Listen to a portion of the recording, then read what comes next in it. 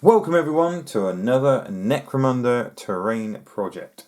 So, I've taken a little bit of a break for a while and doing a few videos. Most of the things I've been doing off camera are things that you guys have already seen. So you don't need to see me painting hundreds of Necromunda columns, walls, massive constructs that I've already built before, or even painting my tiles. In between doing some Necromunda things, I have actually been getting back into AOS. And it turns out there's a new edition on the way when I first started painting my models, so that was a really good time. So yeah, just paint a little bit of AOS, and about time too, because most of the stuff is from the first AOS edition, from the very first box. So for example, if you're ever interested in what I'm doing off camera, some AOS models, so there's some Blood Reavers.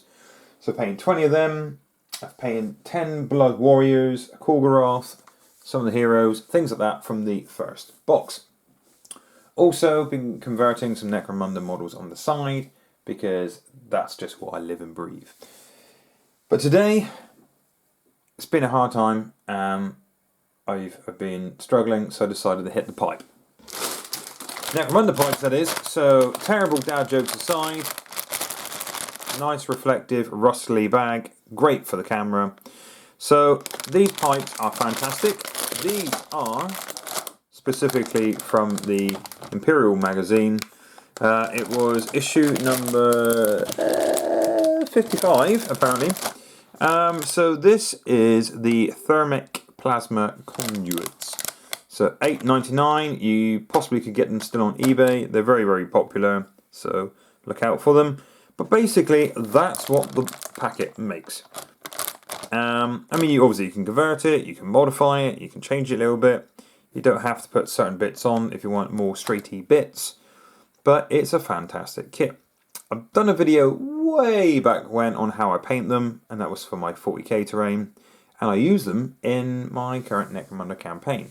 But today, I'm actually going to stick them to some Necromunda bits. So I'm going to stick them to some columns and walls, etc. When I've done a few videos on said things, I have showed you inside the columns and walls. They are little recesses to pop magnets in. So it's great for these guys to connect. But rather than just being, yeah, there it is, there's the hole for the magnet, boom, and these pipes connect. I want to do something a bit more non-modular. Yeah, that's right, I said it. So I do love my modular stuff for Necromunda, if you've seen any of my videos. I do make a few little feature pieces, like the Huntsman's Lodge and the OnlyFans Tower. So a little recording studio that sells, you guessed it, OnlyFans. But yeah, majority of the stuff I have for my Necromunda campaign is modular. So I'm going to assemble these, because you don't really need to see that on the camera. It's pretty obvious how they go together, and show you what I'm going to do with them. So when you assemble this kit, what I try to do is assemble the 3 basic pipe pieces. So you should have 3 pieces, 2 of which have got like a knobby bit. The knobby bit being very, very technical, being a junction. So this one's an offset junction, that one's the middle junction, and there's one without one at all. So you can join pipes on like so. You could use the bend sections to lay your pipes flat on the ground, so you can attach it like so. And there's a sprue that has the runners, the securing bits to the tile.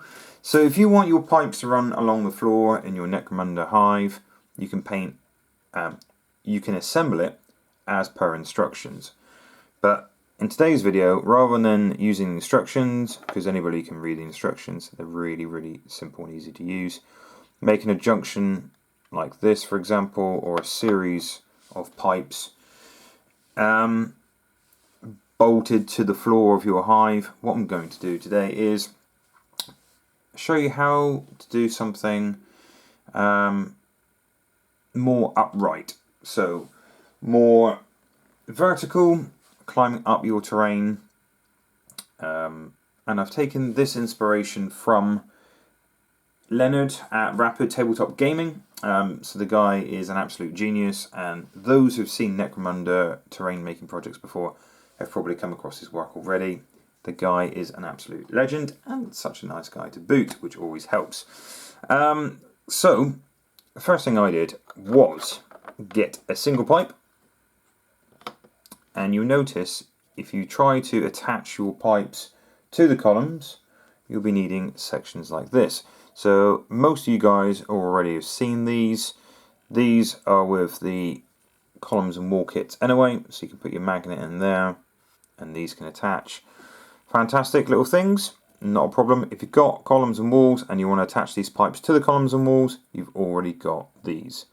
So I'm going to clean this off a little bit so you can see there's a little bit there. And I'm going to attach it to one I've made earlier in a blue Peter Styley.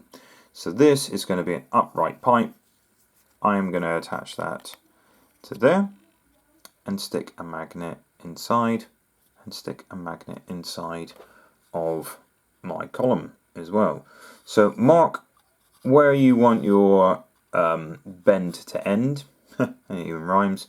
So a shallow bend like so will take you on the highest point, and if you wanted your pipe to be slightly further away from your column so there is a bit more of a gap, use the bottom one. What do I mean by this? Well, I have a 3-story column section here. 1, 2, 3, yes I can count. Neatly placed on a tile and on my chopping mat because me and knives. And when I do attach this, it'll be sitting relatively close to my column. But if I turn this at the other angle, it would be further out, so small models could possibly pass through. I don't want that. I basically want this to be a solid wall, so models can't squeeze through or pass through.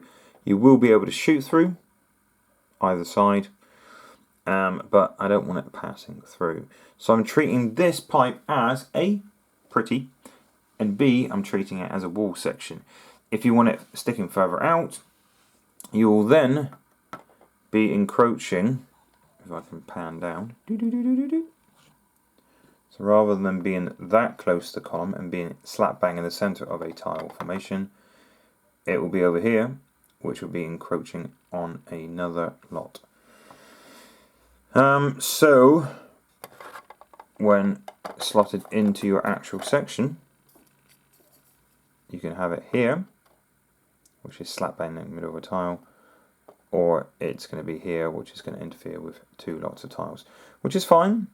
Either works fine, but I'm personally treating it as a wall section, so if I did put another wall here, models can't pass through this gap or this gap.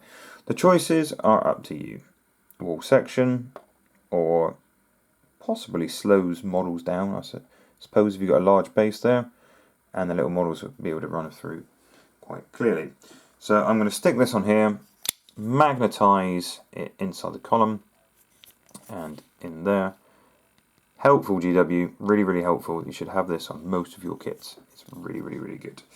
And then there's a question of what I'm going to do with the other 2 pipes. Well, the other 2 pipes, you can see that all pipes have the 4-piece sections, and 4 will not fit into there.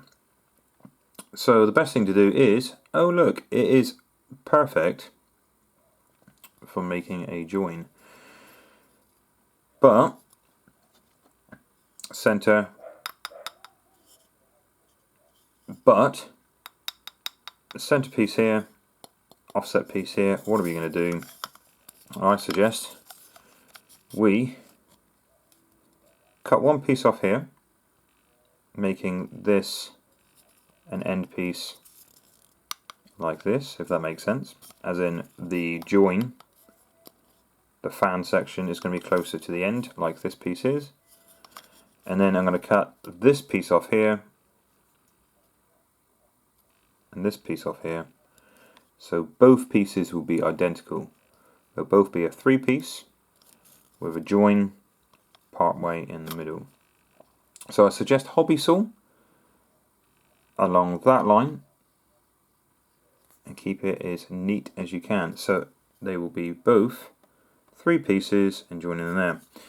So Leonard kept a 3-piece section in there, and he put a couple barricades on top so models can walk on the top. That's cool. So you could use one to make a bridge and another one to do something else with. So you can make another bridge if you wanted to. And you can use check plate, plastic card or something like that if you wanted to, rather than barricades if you don't have the barricade kit. You could always stick a couple of these on the top on here to put your check plate across so it looks more like a walkway. I'm going to go side by side if I can, just to see what it's like. So a hobby saw is great. So for those who don't own a hobby saw, it looks something like this. So a nice long, it's like a bone saw from a doctor from a more uncivilized time. And yeah, so gentle even pressure is a toothed blade, so gently dragging across. It is fairly accurate, so as you can see I've cut on a line fairly tidily. This one's possibly better. That was slightly off, but that's my eyes, not the saw's fault. So that one's pretty perfect. And then I can see that these two, if I glue them together, will go on there. But if you see, there is a bit of an overlap on the sides, which is quite clear that that pipe would not be sealing. So you can see there's a little bit of a gap to the side like there. So what I'm going to do is cut that ridge off there with a hobby saw, cut that ridge off there with a hobby saw, so that will be tighter. So they will be butting up more like that than further apart, which is even better, I suppose, for balancing those small based models on. If you've got a 25mm base model, it might be a bit wobbly, so I'm thinking, and more surface contact, less likely to fall off, which is even better.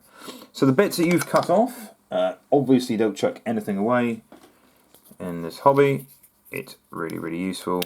So these could be joiners later on, it could be tables, it could be anything. A quite nice detail on these pipes. Very, very useful. So I'm going to put those to one side. I'm just going to cut those 2 sections off and see if it's any tighter. So after cutting these out, gluing them together, I realised there is about 2mm gap. So it's a millimetre either side. So plastic card is your friend. You'll never see the end anyway because you're going to stick it on.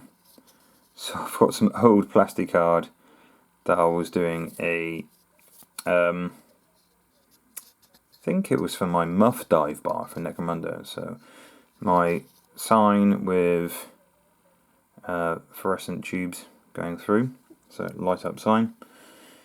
So I will stick that on there, like so, and pretty happy with that. Not too shabby, not too shabby. Also, regards to plastic card, I put a little bit of plastic card at the bottom here. So when I just adjust the camera slightly. So when I click this one in, for example, it should just sit nicely because it's about 1mm or 2 play there. So I put a bit of plastic card there. And when it came to this one here, I needed another bit of pipe. So once again, these end bits, like one of these, I've stuck on the bottom because they need to take a bit more play. So they are supposed to be for these pipes, but obviously they don't come in the original sprue. So I'll stick those on there, and then I think I could do with a bit of paint, don't you? So regards painting the pipes, I've had a nice brown rattle can, like so, rusty brown. You could put orange splodges on it in a few places to make it look similarly rusty. I'm using a little bit of Iron Warriors on a dry brush, old knackered dry brush, Just picking up some of the highlight areas, not too much, to make it look nice and rusty. There's loads of different rust effects you can use. Typhus corrosion, dirty down rust. I'm just going to try a bit of this, fairly fast. Let's see what it looks like. I'm also going to paint the reactor coils as well, or whatever you call it. I'm calling them reactor coils. You tell me what they are. I have no idea. So just a little bit of this on a dry brush. Gives that kind of effect. And then I'm going to add some detail to it later on. So that's the main pipes themselves. So you have it. I've not shown you how I've painted my columns because you guys are probably sick of it by now, but I have painted 50 columns possibly, and loads of walls, and it's done exactly the same way. So I'll put a link in the description below, so if you really want to check it out how I've painted them. But in a nutshell, I've gone with the blue of the 90s cardboard terrain, and I've just made it really, really dirty.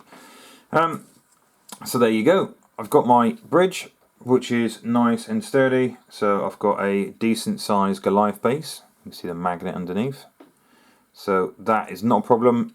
No wobbly models, nice and solid, not a problem. And you can also put smaller stuff on there as well. So that's a 25. So that's a nice little scrunt there, showing off. I'll put the Goliath next to. And my magnetized, slightly shiny at the moment, haven't fully dried yet. You could put more detail on them if you wanted to, dry brush it a little bit more, but basically after everything's painted I like to put streak and grime over everything just to give it a dirty texture, and then hit it up with some bright colours there. So the reactor coils, yeah, I've done orange, which may be a bit weird because there is rust all over Necromunda and it might show up. So it might not show up, might get a little bit lost in there. But orange is a nice contrast with blue, so I thought why not. I'd have really wanted a neon colour, but that's just preference. You guys can do whatever you want. So here's one you can squeeze a model through. It's 25mm base, it's not going to be a problem. Go on, Scrunt, get in there. But then ones like this, obviously models can't get past.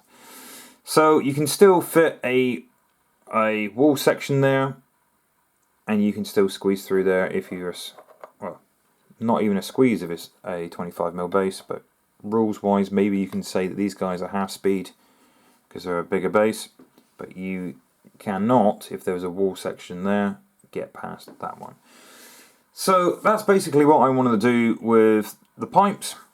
So it's a nod to Leonard, like I said, but I really wanted the double pipe there, and with bits left over I still had enough to make one small upright there. So yeah, looking pretty good. You can add it to a pump house or something in Necromunda to make it look more industrial, more lived in, rather than just columns and walls. But you know, it's rules wise it works, and visually I think it looks really cool as well. But like I said, once again, you can add more detail if you want to. So I've painted a tiny little valve there, but you could highlight all the piping if you wanted to. But I've got quite a vibrant terrain layout, as you can see, so I didn't want everything to have loads of detail. So I just wanted my pipes to be quick and grubby and not looked after. I might even drill some holes in the next set I do to make it look really, really beaten up to fit in with Secundus. Thank you very much for watching, guys. Oh, and before I go, I must add, if you wonder where these posters come from, it is the legend that is Carl Johnson. Once again, I will put a link in the description below. Carl is an absolute legend in the community. If you haven't heard of him already, please check out his work. And it's got a bazillion posters. Yeah, exactly that many. I've counted them. Exactly a bazillion posters to add to your Necromunda scummy city. Okay, stay safe, you wonderful people. Catch you in the next video.